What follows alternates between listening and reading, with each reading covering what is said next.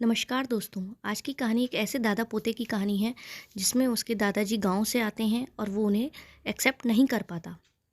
प्रवीण और छाया अपने बेटे सांचल को समझा कर कह रहे थे, कल दादाजी आ रहे हैं, तुम अपना कमरे में जगह बना लो। क्यों? देखो माँ, मैं पहले ही बोल रहा हूँ, दादाजी के साथ मैं एक कमरे में नहीं रह सकता।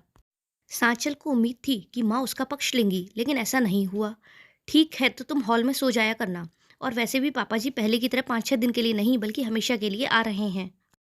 सांचल पैर पटकता हुआ चला गया। अब तक प्रवीण के माता पिता गांव में रहते थे। प्रवीण उनकी इकलौती संतान है। बहुत बार कहने के बाद भी दोनों प्रवीण के पास नहीं रहना चाहते थे। कहते कि हमारा मन गांव में ही लगता है।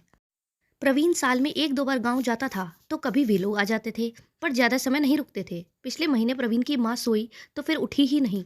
13वीं के बाद छाया ने अपने ससुर महेश जी को समझाया, पापा अब तक तो आप दोनों साथ थे, लेकिन अब आप अकेले यहाँ कैसे रहेंगे?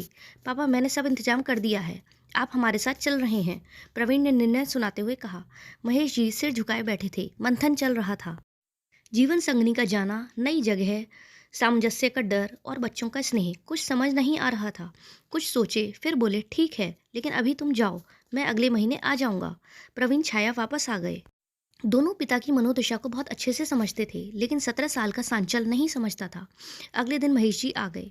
प्रवीण तो दफ्तर चला जाता, लेकिन छाया महेश जी का पूरा ध्यान रखती। समय पर परहेज का खाना, दवाई, शाम को अपने साथ घुमाने भी ले जाती। लेकिन उधर सांचल हर वक्त चिड़चिड़ाता रहता। वो अपने दादाजी को घर में स्वीकार नहीं कर पा रहा था, या शायद करना ही नहीं चाहता था।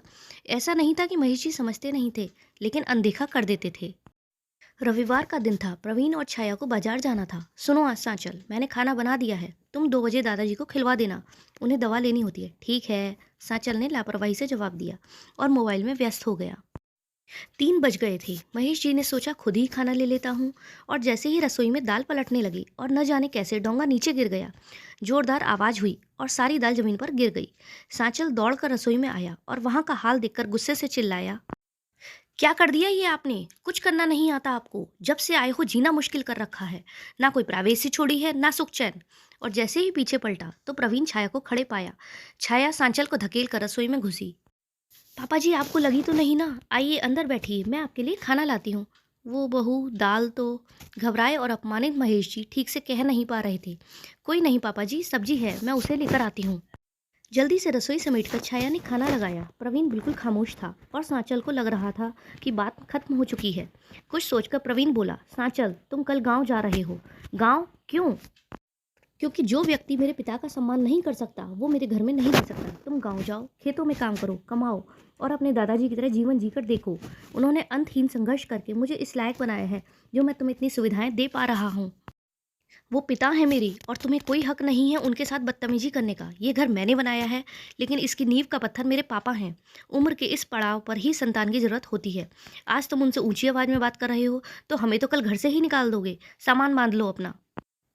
पापा गलती हो गई, प्लीज़ मुझे माफ़ कर दो। नहीं सांचल, 1 महीने के लिए तुम गाँव जा रहे हो। वैसे भी स्कूल बंद है अभी। जाओ और अपने दादाजी के संघर्ष को महसूस करो। दोस्तों, अगर आपको यह कहानी अच्छी लगी हो और आप आगे भी ऐसी कहानियाँ सुनना चाहते हो तो प्लीज़ इस वीडियो को लाइक, सब्सक्राइब और शेयर ज़रूर करें, और बेल आइकन भी ज़रूर दबाएं, जिससे कि आगे कहानियों का नोटिफिकेशन आपके पास आसानी से पहुंच सके। धन्यवाद।